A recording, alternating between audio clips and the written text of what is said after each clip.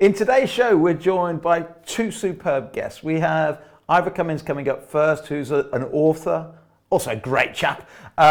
He wrote a book called Eat Rich and Live Long, and that's what we thought we'd call the title of today, because without doubt, most doctors we've had on the show so far, in fact, virtually all doctors on the show so far have said, look, if you can eat real foods, then by eating real foods, even if you're currently diabetic or currently obese or overweight or you've got metabolic syndrome, eat real food is crucial in reducing illness and mortality rates from COVID. We've heard that from Asim, we've heard that from Dr. Malcolm Kendrick, we've heard that from virtually guest after guest.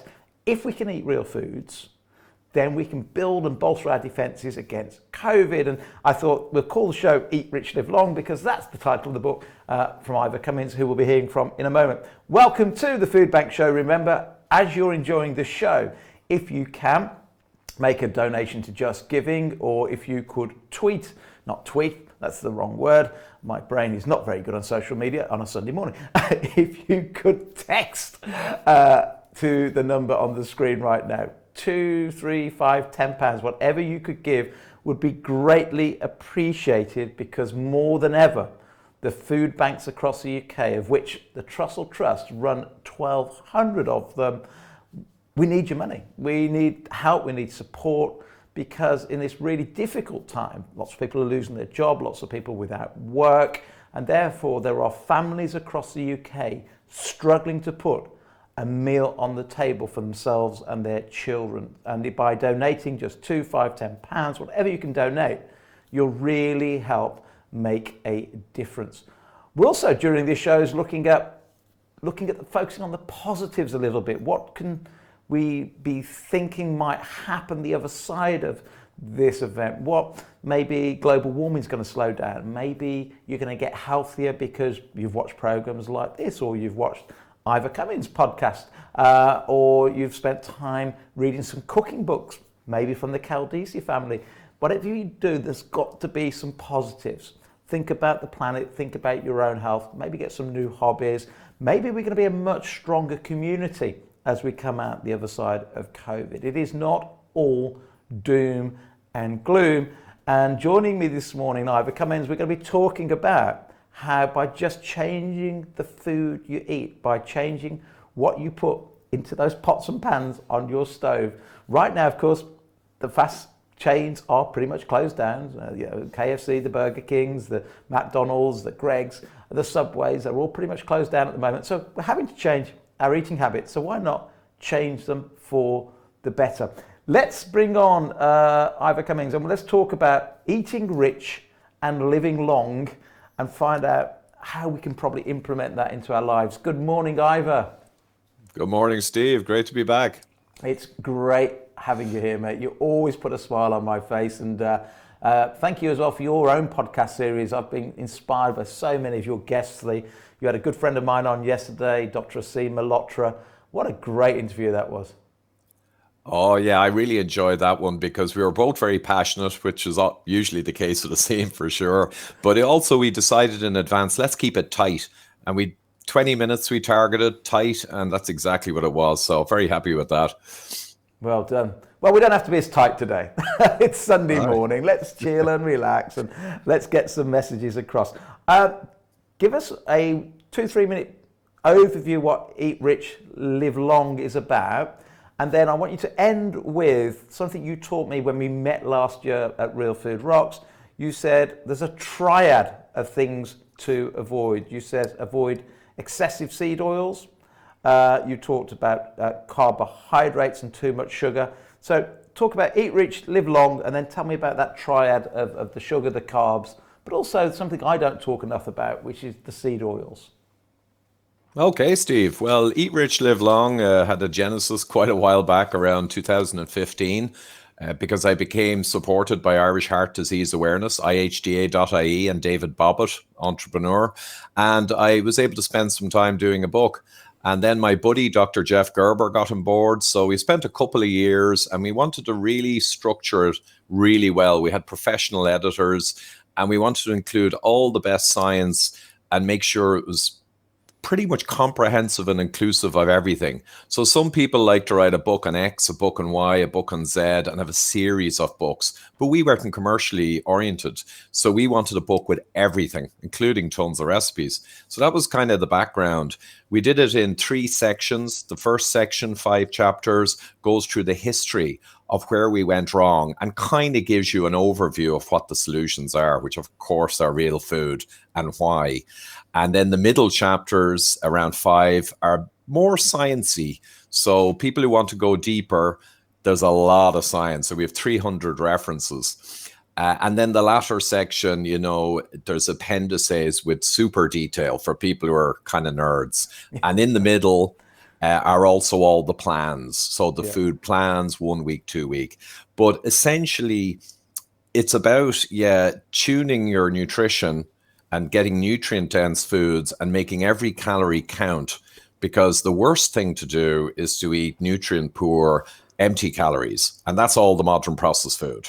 Mm-hmm. And the best thing to do is if you ate meat, fish, eggs, organ meats, avocados, and, so certain nuts, seeds, blah, blah, blah. They're bringing in a lot of nutrients and minerals, which are really important, per calorie.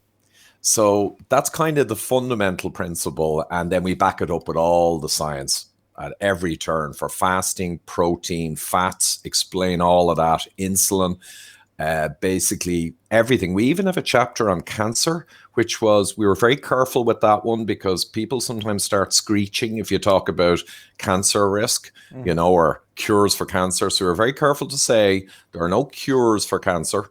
Right. Yeah. But certainly preventing cancer or maybe helping mitigate it is definitely in the scientific literature. And that's what we focused on. That's really good. In fact, in the back of my book, The Primal Gourmet, I broke down in the back, I thought, how do I do the index at the back? And then I just thought, hang on a minute, there are certain foods associated with eyesight, with preventing cancer, with heart disease and so on.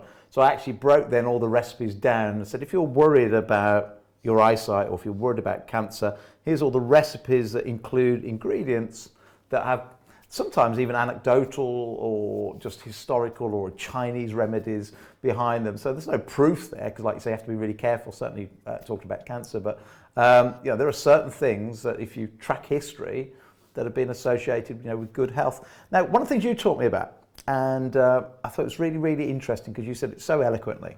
You're so much more charismatic than I am. But you said it so brilliantly because I'm always saying, look, all these people that said saturated fat, well, they're just wrong because it doesn't matter whether it's saturated, monounsaturated, poly. These are the wrong questions to be asking, aren't they? The real question is it real fat or is it fake fat? Is it real fat or is it being manufactured? Talk to us about seed oils a bit, because I remember you were really passionate to get this message across. Yeah, seed oils, I'd say, are an enormous problem. It's arguable that one of the biggest factors driving the 20th century's chronic disease epidemic of heart disease, diabetes, and even cancers, all that stuff, it's arguable that one of the biggest factors is these factory fats, which are, bleached, deodorized. They're an industrial process to extract them from seeds.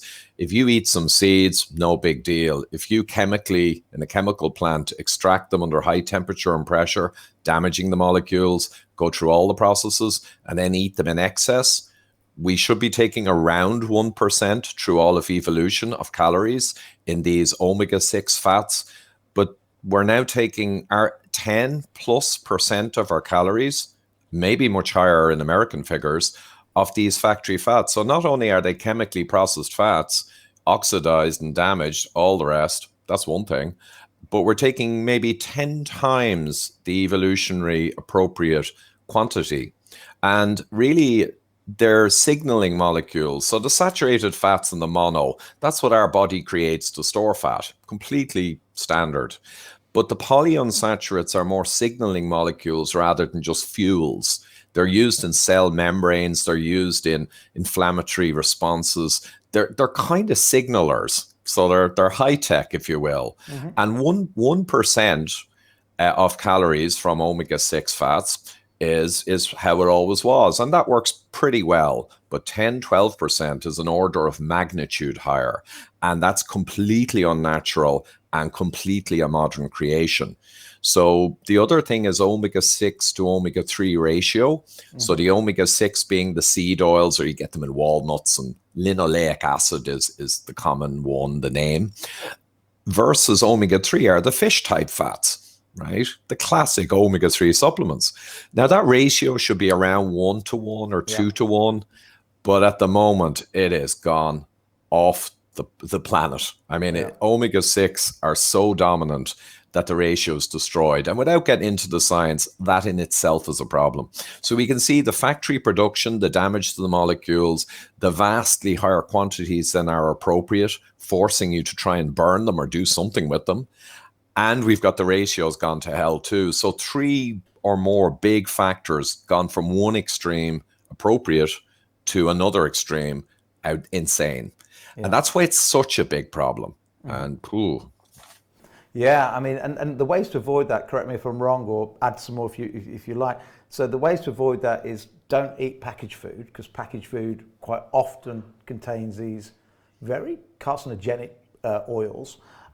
Secondly is understand the fact that the thing that we've all cut with for so many years, thinking it's healthy because it says the word vegetable oil, sadly vegetable oil, I've now found out, isn't from vegetables. It's from corn and soy, which is normally GMO created. And you know, there's so much research and books and documents and white papers out there saying vegetable oil itself is quite dangerous. You need to swap that out for the real oils, the avocados, the coconut, the olive oils, the ghees, the butter. Is that a fair statement to make? Absolutely. And like you say, we have no shortage of real food fats. We've had them for millennia. So I start with the solid beef tallow, pork lard from properly raised pigs. Obviously, you don't want kind of bad quality. And then you've got coconut oil, you've got olive oil crushed from the fruit, and you've got multiple other basically real food oils, either crushed from fruit or taken from meat or animal products. They're all real fats. And I wouldn't, very nice. Avocado oil today. Avocado. Yeah. So I wouldn't overdo the oils because, to be honest, liquid fats in large quantity are not ideal anyway. So you use them in cooking, you drizzle them, but I wouldn't go crazy on them. But that said, I'd even go further and say, try and get your fats and oils from real food directly. But certainly if you're going to use the bottle, I mean, you got olive oil, you got avocado oil, you've got coconut oil, you know, you've so many options that are healthy. Why would you use the other junk? Now, it is important people realize too, one of the reasons that drove all this vegetable oil problem is that they cost almost nothing. So manufacturing, which I was in for 30 years, you must remorselessly drive down your material costs because it's competitive. And seed oils and sugars, refined grains, the other two parts of the devil's triad, they are dirt cheap. People don't realize how cheap they are per kilogram. They're so cheap that it is food companies for decades cannot resist putting them in everything in large quantities. Real foods with shelf life challenges are expensive and problematic for worldwide corporate food businesses. So it kind of has to be the bad stuff, unfortunately. Yeah, no, it is about, isn't it? It's threefold really. It's how do you drive down your cost? How do you drive up the addiction to your product? And at the same time, how do you give it an obscenely long shelf life? Because you've got to do all three of those if you're trying to maximize shareholder return and maximize, you know, the corporate world of or profit. Whereas if you come back to real foods, as you say, you know, quite expensive to produce. In fact, the other day we had a milk go off at home, but it was a whole organic milk, and we had this whole debate around the table. My wife said it shouldn't go off. Milk never goes off. I went, well, milk never goes off in date if it's got chemicals and stuff added to stop it. But we have to accept now, because we're having organic whole milk, that occasionally, even within date range, it'll go off. And I said, see that as a benefit, not a negative, because it proves it's not full of chemicals that are stabilizing it and maximizing profits. And that's the world we've all got to get used to. We've got to get used to the banana that is bent like it used to be, the pear, the carrot that doesn't look orange. You know, we've got to get used to and accept real food the way real food should be. Yeah, for sure, Steve. And I use cream to put in my coffee rather than milk. But the funny thing is, with this issue that's going on, we actually bought a load of cream because it began to get a bit short, and we froze it. And it's a little lumpy coming out, but when it thaws, it's actually okay. See, you can kind of freeze cream. I don't know about milk though. But isn't that the case? Today, our generation, because we've been so used to food being modified and looking perfect and all the apples the same size, the same shape. Here's a horrific thought that Dr. Shan Hossain taught me. He said the average time from an apple being picked to us eating it when we buy it from a supermarket is a year. I mean, get real. It's a year. And the reason they reckon this is so is there's these massive oxygen tents, warehouses, whatever. And so it's an oxygen-free, environment. And they're waiting for 4 apples to look absolutely identical before they go and zap them all into a wrapper so they look exactly the same. Color match, size match, shape match, all these things.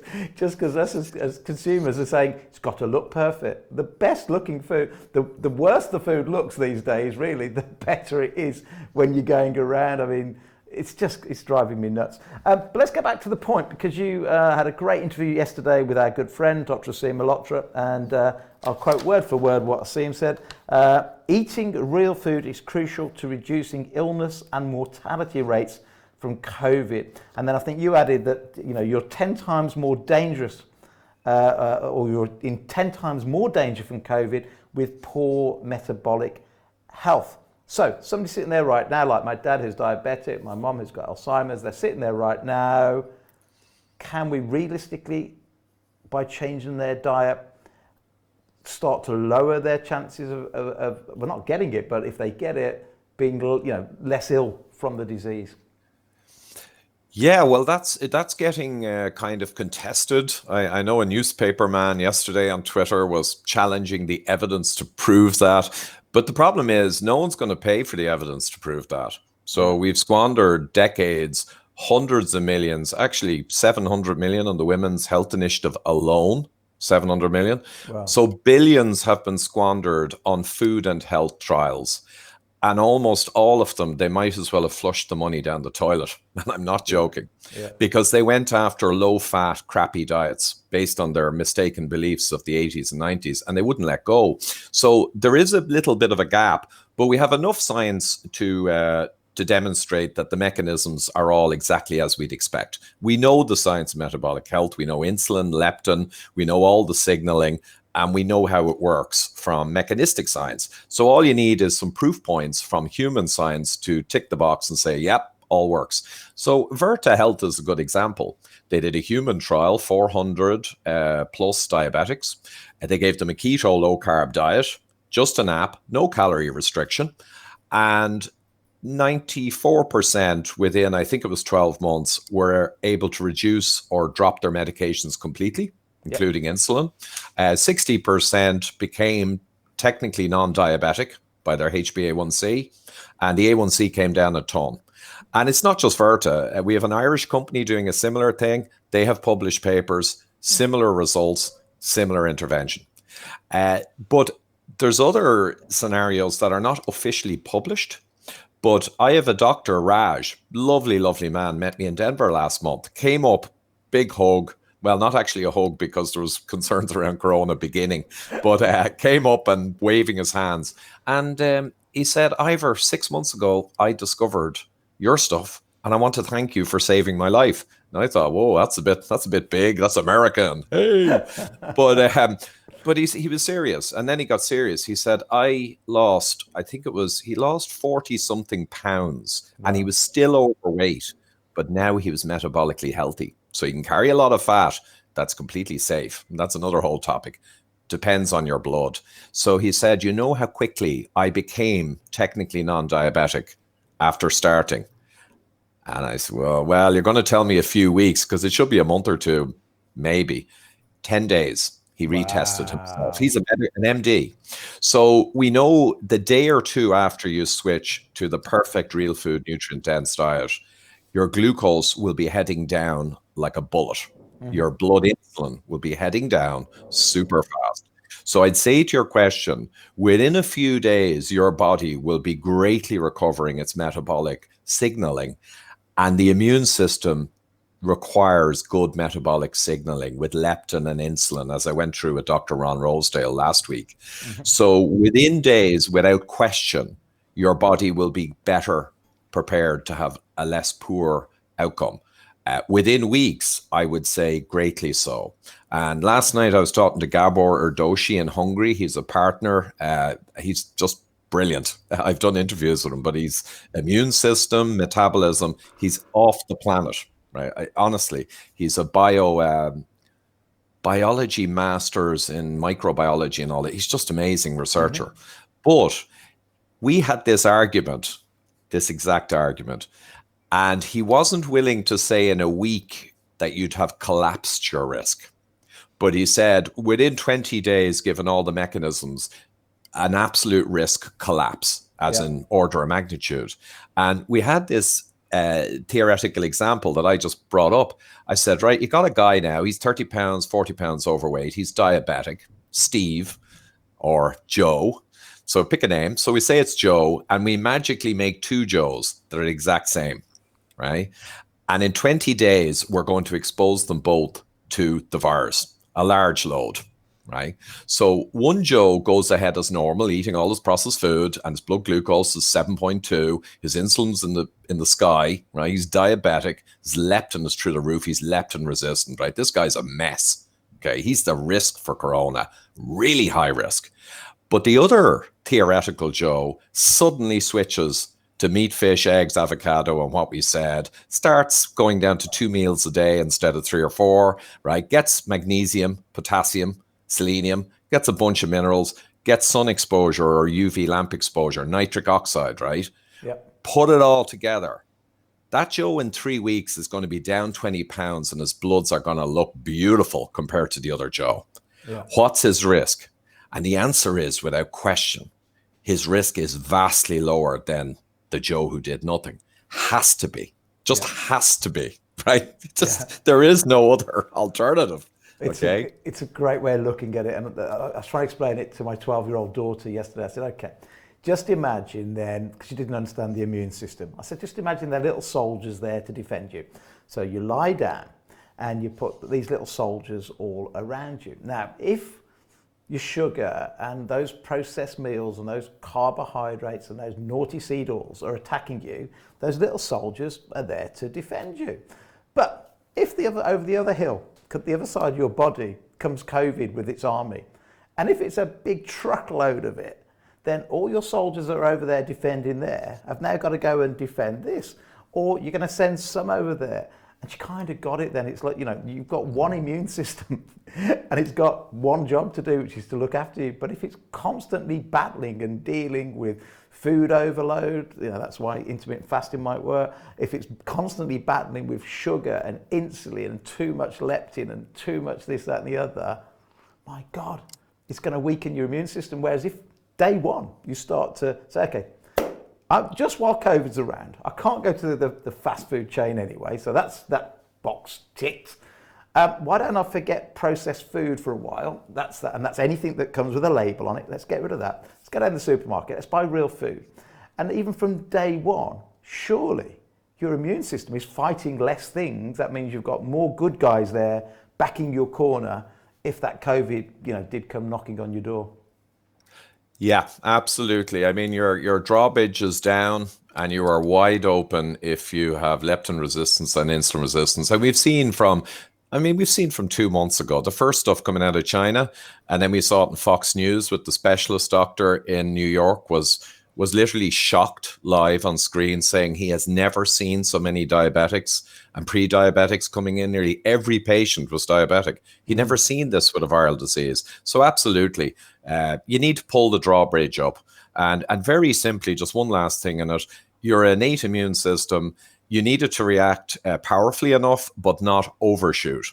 And the problems we're talking about with leptin insulin resistance, it hammers both the strong response that should happen, and it doesn't fettle or hold back and manage and moderate and mediate the response that should happen in a different way. So both responses that are needed are both messed up with poor leptin signaling. So this is established. So no magic fixes, no magic cure for cancer. But you think of the Joe guy, the two Joes, one of them in 2 weeks compared to the other, chalk and cheese, I'd say. Chalk and cheese on how hard they're going to get hit. And isn't it fascinating that only probably 10 years ago, we would be saying to anybody with diabetes, well, it's chronic, it's irreversible, it's progressive, you're just going to have to get more and more medication. And yet now, because of some great people like yourselves and the Unwins and diabetes.co.uk, around 100,000 people have already put their diabetes into remission. So these things are fixable, but they're fixable by just 4 or 5 things. First thing, by and large, is it not eat real food? And then you've mentioned some other great ones. Get out in the sunshine. A little bit of exercise, the right exercise, not too much exercise. But get out, get walking, smell the roses, get out in the fresh air, and get some sleep and relaxation, all these sorts of things that, they're for free, really. Yeah, for sure. And I have a couple of slides there which further illustrate some of the really key points that a lot of people might not fully internalize about this whole science. The science we've been given is kind of completely biased, and a lot of it's junky. And it's interesting just when you do research it and go in and I was just stunned in 2012 when I started researching, because I found so many papers that the abstract, what it claimed, was not backed up with the actual raw data, especially the supplementary data in the appendices, right? When I get the data and analyze it, their abstract was saying what they wanted to say. Yeah. So there's a massive amount of that, but yeah. Give us a slide number. I've got some of your slides in front of me, and let's do a bit of data to back up, because I think we said it in real good plain English so far today, but let's back it up with some science. Well, maybe F1. It's the second slide in the pack. So just showing there's a mountain of data on insulin resistance versus cholesterol as a risk. And I'm just going to pull 2 out here, but there's myriad. So the one on the left is a study from 20 years ago, an insulin study from the 90s. And you can see there over 6 years, there's mortality curves or coronary heart disease curves, but I simplified it by putting all the people there and showing the percent. The insulin sensitive people at the start, after 6 years, 1% had a major coronary heart event. Mm-hmm. And the insulin resistance, as you can see, it was 9%. So there's nearly a 10x already between being insulin sensitive and insulin resistance. Now, we get a 4x up to, in one fantastic study, a 40 times multiplier of risk. These are huge. Yeah. And on the right, I'll just show Colombian study, men who had heart attacks, followed them for 7 years to see what factors meant they'd have a second one.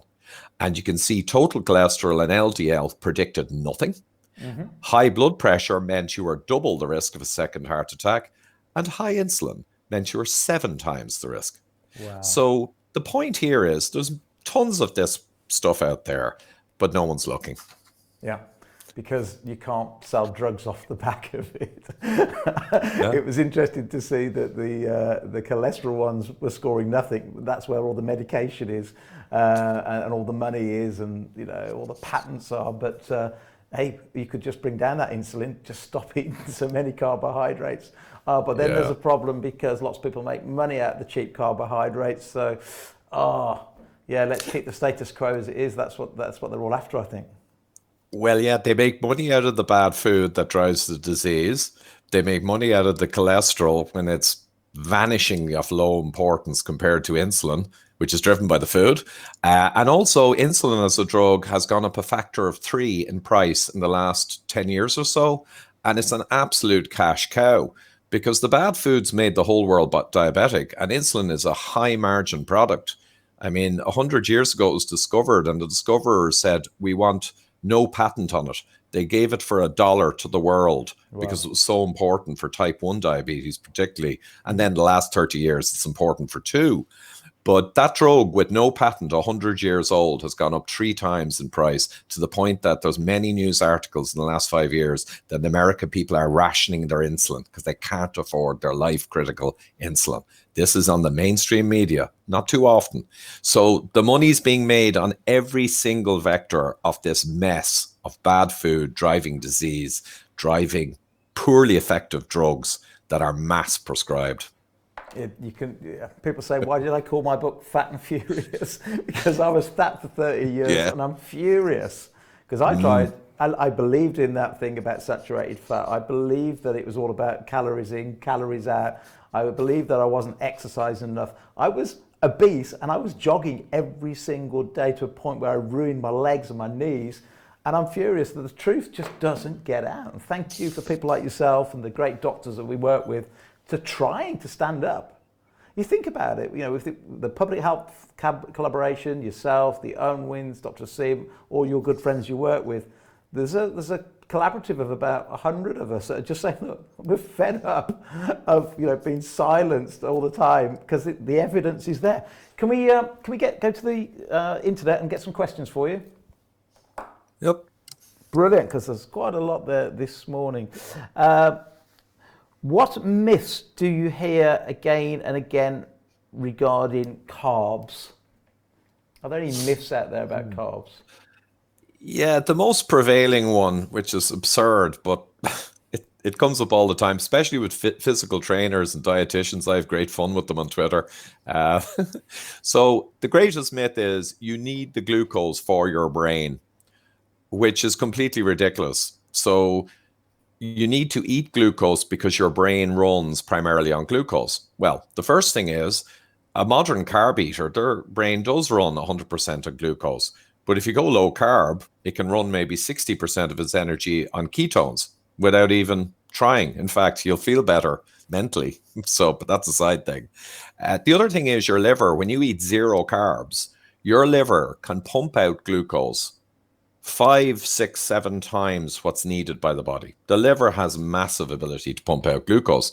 And your body, when you stop eating glucose and carbs, it actually resists glucose being used by the cells and it starts using fat instead. Your body's clever. Evolution is super clever. So you put all that together, there is 0 merit in saying you need glucose for your brain or glucose for anything. 0% is the carbohydrate requirement of humans, and that's buried in the official US standards. They have an amount of protein, maybe 15% minimum. They have amount of fat, and there's loads of crucial fats with fat-soluble vitamins. The requirement, carbohydrate requirement, is 0 for the reasons I mentioned. But that's the big one. But there's lots more. It's all crap. It is all crap. Carbs are crap. In fact, I say carbs is an acronym for carbs are really bad sugars. And I interviewed Dr. Sean Baker. I don't know if you've heard of Sean Baker. He's amazing. So this guy, for those that don't know, Dr. Sean Baker, he's in California. He's 53 years old. He's an absolute bodybuilding, powerlifting, weightlifting. He's got 4 world titles to his name. He looks amazing. And he wrote a book called The Carnivore Diet. He has gone 3 years eating nothing but meat, 0 carbohydrates. And if I could look half as good as he looks, I would be delighted. So you're absolutely right. There's a myth that you need it for sports and energy, but that's completely false. Good morning. What about sunflower oil, please, or rapeseed oil for cooking? Good question. Yeah, okay. Sunflower I'd never do. It's extremely high omega-6. So I just never do it. The rapeseed, it may have been GMO'd or modified. I can't remember the history, but I think they knew decades ago that the high linoleic acid omega-6, they knew from studies in the 90s, promoted cancer in rats, promoted liver disease in conjunction with alcohol. So they knew the high linoleic omega-6 was bad. They just didn't tell us, but they knew it was bad. So I think rapeseed was developed and bred to be lower omega-6 and more plant world omega-3. So it's supposedly better. And sometimes they say it's expeller pressed. It's not like the industrial disaster that I described earlier. So you could say it's less bad, but I would say, why don't you use real fats? Like we said earlier, Steve, why would you use anything out? And what they're doing now is they want to, hydrogenation has been banned around the world, but they pumped us full of hydrogenated margarines for 30 years based on the false cholesterol hypothesis. We'll forget that. But now they're being banned around the world, hydrogenated to make them more solid. But now they're bringing in interesterification for processed foods, a new hydrogenation, and they're bringing in new processes. And I'm betting they're going to get those passed. And maybe in 20 years, we'll eventually catch up and ban those then. So once you touch the fake factory fats, you're just going into an area that I see no reason to go into from an engineering perspective. Why would you? Yeah. And don't get confused on seed oils to seeds, because seeds, by and large, are really healthy for you. But it's mainly, isn't it, that process of to extract oils from seeds is really difficult. So it's that whole process of how they do it. So if you were at home and you were squeezing some seeds, you had a machine to do it, and all of a sudden you could get the oil straight away, you probably wouldn't have a problem. But the fact that they do it in such a chemicalized way, and that thing about omega-3 and 6, isn't it so true that, because I don't want anybody to think omega-6 is a baddie, because it's not. You know, omega-6 is a goodie, but only if it's in the right balance to omega-3. So our bodies need omega-3, and you can't get enough omega-3 as far as I'm concerned. It's amazing for the brain, the joints, for everything. But if you all of a sudden have a ratio where omega-6 is outweighing omega-3, we're on a slippery slope. And sadly today, quite often, people in the UK and in America can have a ratio of 20-1 omega-6s to omega-3, which is so dangerous. Yeah, for sure. And just one last thing, Steve, occurred to me as you spoke there. It reminded me, there's the chemical processing and all the other stuff we talked about, but also these seed oils in real foods, eaten as real foods, they come with nutrients and antioxidants and many other packaged items. But one other key thing about the vegetable oils is they're absolutely nutrient poor in the extreme. And that's another problem. And they add in antioxidants to try and keep them from going, I was going to say septic, but oxidizing with light and oxygen. And then they become much more toxic when they do that. So they have to add in antioxidants and all. So you're talking industrial products. I mean, just stay away. Yeah, absolutely. Social Mobility says, Ivor donates £5 whenever he mentions eggs. I don't know what that means. Do you? I love it. I just love eggs because I always make the quip, you tell me kale is a superfood, some leaves from some plant, get a grip. Egg is a superfood, and egg is the ultimate superfood. And I often say it. You can't believe the irony of what you've just said. I'm going to do it right now, okay? Every day in this show, we put a slide up that says superfood. We've already done eggs, by the way. That was the very first day. Guess what today's superfood is? Kale. Yes!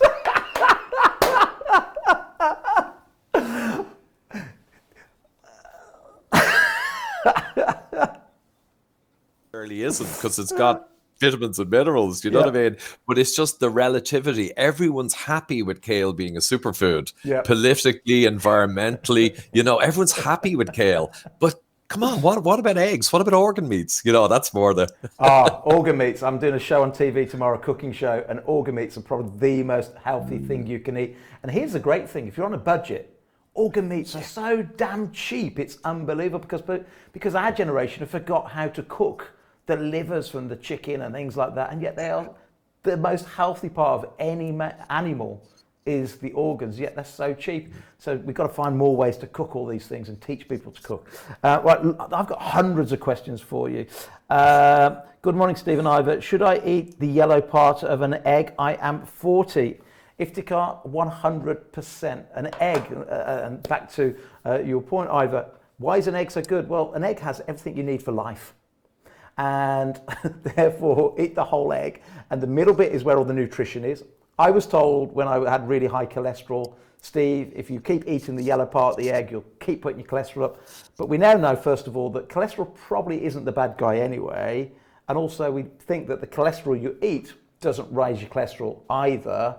So I would say for virtually everybody, eat the yolk as well. Would you agree with that one? Oh, for sure. The yolk is a mega center of nutrition. It's a complete animal. It's incredible. And the cholesterol, yeah, some people pop their cholesterol up a little, but it's nearly irrelevant. And there was one guy in America, he was eating 25 or 30 eggs a day, nothing else. He had some psychological obsession, and he'd been doing it for decades. And his bloods were the most beautiful bloods you could ever see. I've got so many questions for you. Chris Patterson, we talked earlier on about the public health collaboration, a group of us trying to get the government to change things like the Eat Well plate, which is a disaster. And Chris says, Ivor, as you know, despite pulling all the correct levers, my blood pressure hasn't budged, so have started on medication. Are there any problems I might encounter artificially lowering it? Oh, yeah. I tend to steer clear of medication discussions, to be honest, though. That's Chris. I know Chris. I think Chris, yeah. Yeah. But yeah, I'd be careful and ping that to, say, Malcolm or someone else who's a medical doctor talking about medications advice. But the list of things some people miss are the UV, the nitric oxide. A lot of exposure to UV drops blood pressure temporarily really well. Potassium, magnesium, and these minerals sometimes get missed. And the other thing is as well, if you're very healthy in all your blood metrics and you're a bit high on blood pressure, we don't have the data for healthy metabolism people and their blood pressure. Most people, from all the data we see where blood pressure correlates to worse outcomes, it's nearly all from people who are high blood pressure from eating high carb seed oil diets, and they've got metabolic dysfunction. So I think it'd be really interesting if we could see those people who naturally run a higher blood pressure, but they don't have the metabolic problems.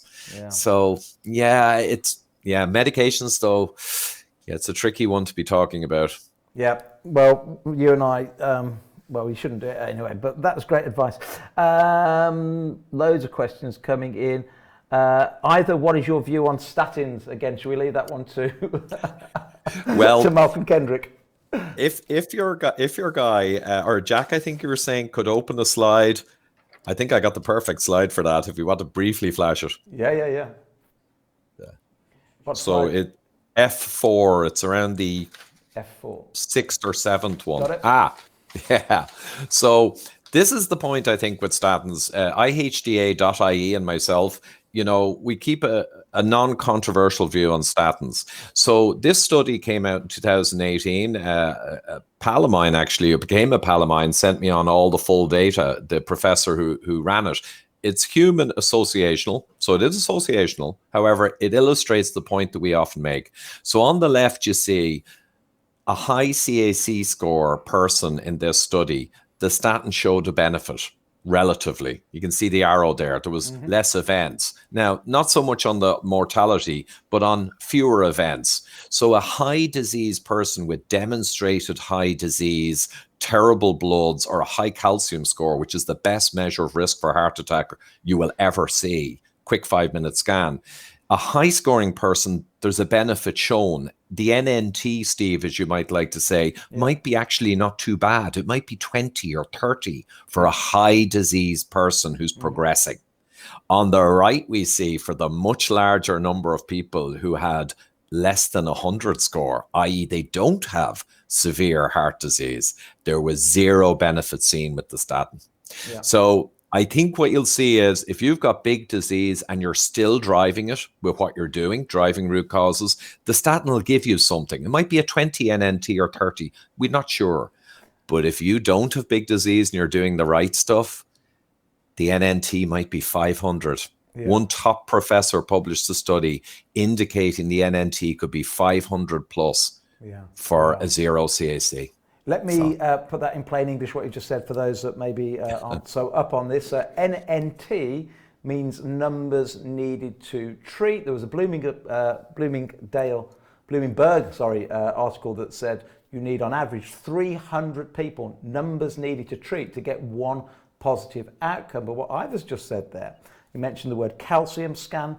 So we all know calcium is something we need in our body, so don't get confused on that bit. But when you have problem in your arteries leading to and from your heart, the endothelium, which is the lining of the artery wall, if you've got a problem there and it's about to erupt erupt, the body uses calcium, if you like, as a plug to stop the eruption, to stop us from dying.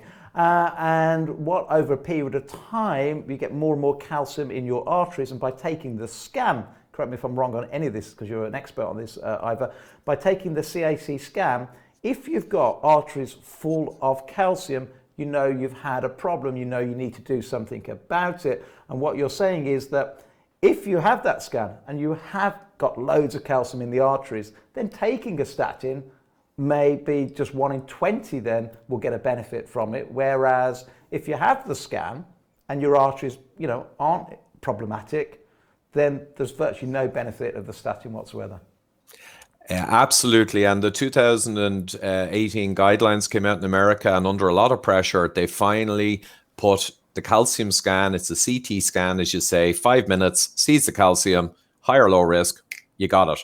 The 2018 US guidelines have put it in at now a 2A evidence level rating, and they're actually advising it can be used in the way you described to decide if a statin's going to help you. So it's a huge breakthrough. Anyone who doesn't want to take a statin, get a calcium scan and find out your true level of risk, because otherwise you're shooting blind. Yeah, and probably taking drugs when you don't need to take drugs. Brilliant advice. Let's have one more, which is a great one. In fact, two. Thoughts, please, on UHT dairy products. Look, if that's all that's on the shelf, take it. But if not, why would you go UHT? Go for full fat organic milk. Sheila, great point from Sheila. Sheila says, not hearing this message from top governments to change the way we eat, having had the low-fat diet drummed into us over the past 4 decades, the government would, of course, have to admit they've been wrong all along. What a point. It's a massive problem because a lot of this junk science was pushed for decades, funded, helped by industry. But to be honest, the scientists and the governments actually got it wrong. It wasn't like they were paid to lie. They actually believed their own BS. But now in latter years, as the truth's coming out, you've got an enormous self-esteem and professional pride thing and political, embarrassment. So now they're all stopping the correct message because of that. And if that's as powerful as being paid with a briefcase of money under the table, I mean, imagine you're 30 years a professor and you've been advising the government on the junk science. And now this is coming out. You're not going to want this to come out till you're retired safely and out of the zone. I mean, yeah, I had it from a top politician about a week ago. We were face to face having a chat. I won't say it was, but a top politician. He said, you know what? Even Matt Hancock has lost pounds following a low carb diet.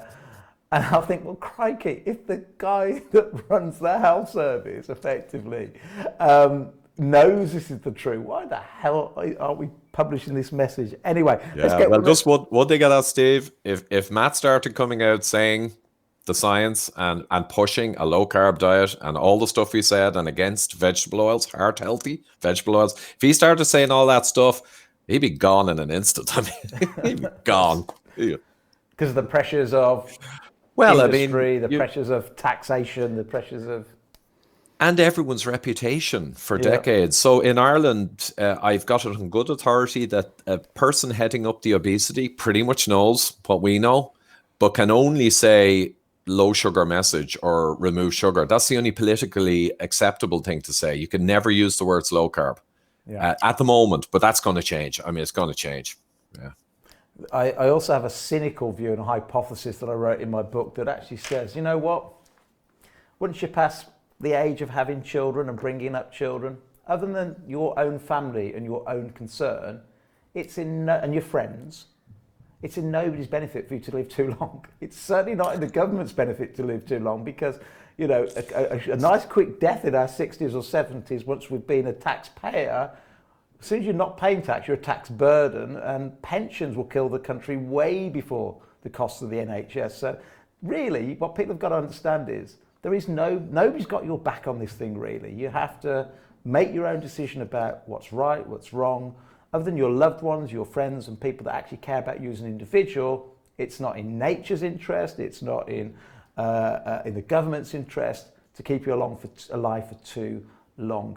If we were all centenarians, just imagine the cost for the government. Anyway, let me get off my hypothesis. Let's have one more from the floor. Sean says, will some of these memes on social media show the fake vegan slop being left on the shelves? Do you think when push comes to shove, people do really know what real food is? Yeah, I mean that vegan slop. I did a little bit of work on the side to put together the nutritional profile of the Beyond Burger and the Impossible Burger. And you put them side by side with a real burger or a real burger with a bit of organ meat thrown in. It's a joke. Huge, long ingredient list with seed oils and all the other crap, right? And false kind of meat flavors and proteins and extract. And then the real burger, you've just got meat full of nutrients.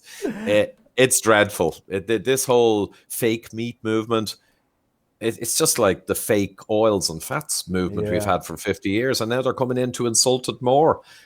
Flush it down the toilet. That's what I'd say. Yeah, well, Jack will tell you, my son, we were very fortunate enough for a charity event to go to Necker Island with Mr. Branson 2 years ago now, Jack, wasn't it? And we were all there having this dinner, and Richard comes over to me because he knows I'm, very much into real food, real meat. And he said, what do you think of your burger? And I went, well, it ain't a burger, mate. And Branson goes, it is? I went, Richard, that is not a meat burger. He said, but it tastes a bit like meat. I went, but it's not meat. He said, it's much healthier. I said, who says it's more healthy? He said, well, it is. It's not made of meat. So I went in the kitchen. I spoke to his chef. I said, what have you put in this thing? And it was full of all the things that are so unhealthy. It was seed oils. It was starch. It was all those things that are going to clog your arteries. And it was just like, oh, goodness sake. So look, don't be embarrassed if you get fooled for it, because very intelligent people are thinking that it's a good thing to do. But eat real food. Cut down your chances of COVID. Well, not cut down the chances of getting it, but build your immune system so should it hit, that you won't be so ill from this dreaded disease. Hey, buddy, I've got to let you go. Thank you for being on. Not at all, Steve. I love it now. Always enjoy it. It's great. Well, so anytime. And just one last thing, if I could just mention, not a plug for me per se, but we have a new movie coming out from Irish Heart Disease Awareness. Oh, great stuff, Jack. Thanks. And basically, it's Donal O'Neill, you see on the right. Don't Fear Fat, Donal O'Neill, serial killers. Made a fantastic movie over a year and a half in Ireland with all our sports stars. You can see in the middle there, our hero, Paddy O'Rourke, finds out he has a massive calcium score when they had all told him he was perfectly healthy. No. And he went ahead and did a lot of what we're talking about. And the hero's journey comes out very well. I won't give it away. But you can see how he feels cheated, just like you, Steve, angry. Because he didn't know any of the stuff that we were able to tell him. And you can see Dr. Scott Murray there as well. He's our cardiologist in Liverpool, research cardiologist, fantastic guy. So we have lots of cardiologists in the movie too. So watch that if you care anything about heart disease and fixing it. In fact, can I also plug one of your previous movies you were involved with, which I've made I haven't got them like that, go, you will do it. But I've encouraged so many friends to watch your movie that you were part of called The Widowmaker. Just a quick plug for that as well. Yeah, that's great. And if you Google Widowmaker CAC, that's 2 words, Widowmaker CAC, you'll quickly find a free version on YouTube. But our new movie is $3.99 because we have to kind of support the making of it. But yeah. Well done, buddy. Well, we're dead proud of you. You're, as always, a pleasure to spend an hour with. And hopefully we can get you back. We think lockdown in the UK is going to be another 3 or 4 weeks. So we've got at least another 28 shows. It'd be great to have you back on sometime. Yeah, well, I have 5 slides there we didn't look at today on Corona, and I've been doing a lot of work on Corona statistics and numbers and simplifying them. So no problem, Steve. You want to clarify all that. Let's do that. Let's do one with you called Simplifying the Corona Numbers. Yeah, cool. Brilliant. Cheers, Ivor. Good luck. Bye, Steve. Thank Bye, you, Jack. mate. Bye, everyone. That was the brilliant Ivor Cummins. What a fantastic chap. He has studied so much around what food makes us healthy. His podcasts are worth watching. That Widowmaker we mentioned there was fantastic. His Extra Time. Let's all go and support Ivor by downloading that movie as well. Now, remember, part of the whole reason for doing the Food Bank show, as well as educating everybody around what makes us healthy and how we build our immune system, is to support the food banks across the UK. We have partnered with the Trussell Trust. We're trying to raise £100,000. My family have agreed that we'll pound for pound match your donations all the way up to £100,000. And what we thought we'd do today is to go and link live to Margaret Nelson. She is working with the Trussell Trust. She's the area manager for the northeast of England. I know on the line, there you are. Margaret, how are you? I'm fine, Steve, thank you. Thank you for inviting me on. No, you're welcome. So tell us all about what we can do to help the food banks and the Trussell Trust. Yeah, well, first of all, Trussell Trust has a network of food banks, and we have over 1,200 centres where people who are in financial need and can't afford food are referred along from people such as social workers, citizens advice workers and housing officers. And before COVID, they would go to a centre and over a cup of tea receive listening support from a volunteer and receive the food and sort of further support with the issues that they're facing. Currently, because of COVID, food banks are having to find other ways of giving food to people.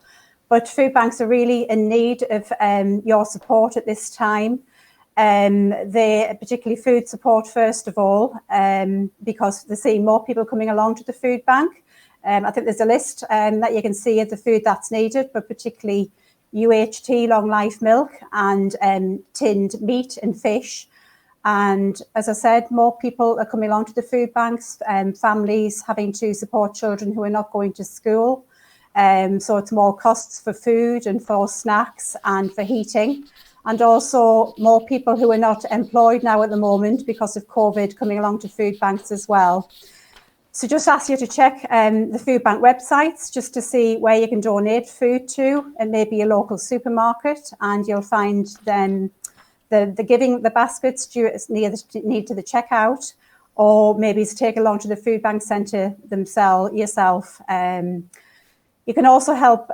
Food banks are also in need of support financially at the moment, and just encourage you to visit the Primal Living Just Giving website, which has already raised a great amount of over £13,000. But with your donations, generosity, I'm sure we can double that. And any amount, small or large, would be really appreciated. So we do appreciate all the support. Margaret, give us an idea of what those funds are used for when somebody donates with the text or the Just Giving page. What are the Trussell Trust using those funds actually for? Right, the Trussell Trust are helping food banks financially, so giving them financial donations to help sort of manage what they're doing at the minute, because there is increased costs. Also just general support and guidance to food banks. And we know even when sort of COVID is sort of ended, there's still going to be a big need for food banks to support people with ongoing costs. So Trussell will be there to support them, as I say, in those ways, financially and general support and guidance. And Trussell, in the long term, really our aim is to sort of end the need for food banks in the UK.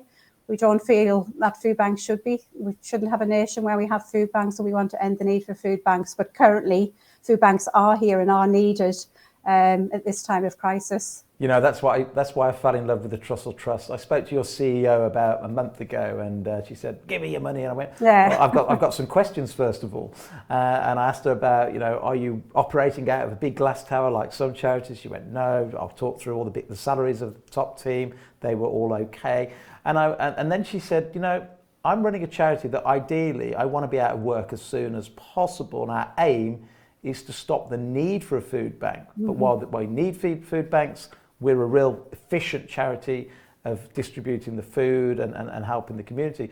But that is in the heart of your organisation, is to try and work with governments and with everybody and communities to say, look, eventually we do not want food banks. We want so every family in the UK, every parent, every child has a meal on their table when they need it, when they're hungry, without the need for a food bank. So that's why I ask anybody watching right now that if you can spare £5, £10, £20, this is money going to a charity that isn't about just blowing smoke up their own whatever. It's a charity really driven by removing hunger in the UK. Yeah, definitely. I just want to say a big thank you to Primal Living TV for all of your support, and to all of your viewers for the support. We really do appreciate it, and just think you're marvellous, so thank you very much. Well, we're okay, but you're the real heroes in this. You are working tirelessly, and I've heard of some of the hours your team are working at the moment. So God bless you all, and thank you for helping so many people find a way to get their meals this evening. Yeah. Thank you very much. And just thank you on behalf of the food banks, who really do appreciate your support. So thank you, Steve, and to the team. Thank you, Margaret. Thanks for coming on. We'll speak to you again soon. Have a good Sunday. Thank you. Bye. Bye-bye. That was the lovely Margaret Nelson from the Trussell Trust. She's and her team are doing a great job across the UK, and any funds that you could, even if it's £5, £10, anything, and I know times are hard for all of us at the moment, but anything you could give right now, small or large, would make a huge difference. There are people, think about this on this Sunday afternoon as we tuck in maybe to a roast dinner, there are people in our country that cannot put a meal on their table this evening. If you could donate, that would be absolutely fantastic, either at Just Giving or by a text donation. Also, if you have a quick request, if you wouldn't mind, in fact, let's do the food facts. So Ivor said, everybody's talking about kale, what about eggs? And he's right, eggs are one of the most top 3 foods. If you read my book, the top 3 foods, I believe, that are superfoods, eggs in the top 3 of them, alongside avocados and alongside coconuts. But if you had to say just one superfood, he's right, of course it is. It's the egg. The egg's got everything you need in it to create life. But also in the top 20 is something called kale. And what I like is calorie for calorie, portion for portion. There are more vitamins and minerals and goodness in kale than virtually any other vegetable. The other reason why my family love it, and by the way, this is a word I didn't even know existed 2 years ago, a dehydrator. You ever heard of a dehydrator? Go on Amazon and have a look. I'm not selling them, I don't sell them, but they're the best invention ever. Go and buy yourself a dehydrator, £30 upwards. That's all you've got to spend. What a dehydrator does is it takes the moisture out of things. So you can make your own beef jerky, you can make your own strawberry crisps, you can make your own all sorts of things. But one thing it's great for, get a bunch of kale in the dehydrating machine, put a bit of salt on, a bit of olive oil, it comes out like crisps. They come out like those flavoursome crisps ever. If you haven't got a dehydrating machine, doesn't matter. You can either fry them or you can put them in the oven. In fact, the oven is what's recommended in our current cookbook, Primal Gourmet. And if you want to know how to create your own kale chips, you can also go to primalliving.com, go to the recipes, go to the top left, I think it's blogs, hit recipes. There's a recipe there for making kale crisps. Kids love them. Don't give them walkers. Don't give them stuff with all those artificial fats on, those dangerous oils that Ivor was talking so much about. Cook kale at home. It's a great, great way to go. Now, I think it's time for us to leave you. I think Jack's going to leave us with a video clip. Please can you do me a favor? Please subscribe to this channel. Please give it the thumbs up if you can, because the more thumbs up we get, more people will be encouraged to come and watch tomorrow's show. And also, apparently, I've just learnt this, YouTube love it when you put comments below. Not so much the live like you've been doing all day. In fact, there are a few I just need to quickly answer.